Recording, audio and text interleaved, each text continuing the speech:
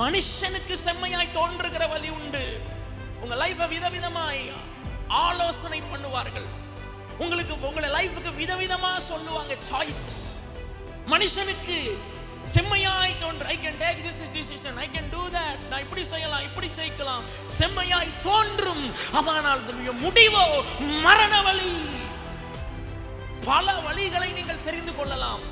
ஒரு வழி உங்களை உலகத்துக்கு கொண்டு போகும், ஒரு வழி உங்களை ஆபத்திற்கு நேராய் கொண்டு போகும்.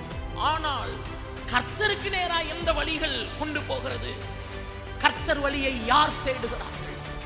கர்த்தருடைய வழியை யார் தேடுகிறார்கள்? உங்கள் வாழ்க்கைக்கும் உங்களுடைய சரீரத்துக்கும் உங்கள் சுகத்திற்கும் உலகம் காட்டுகிற லட்சக்கணக்கான வழிகள் இருக்கிறது. ஆனால் கர்த்தர் காட்டுகிற வழியில தான் ஜீவன் இருக்கும். கர்த்தர் காட்டுகிற வழியில தான் உங்களுக்கு இரட்சிப்பும் இருக்கும்.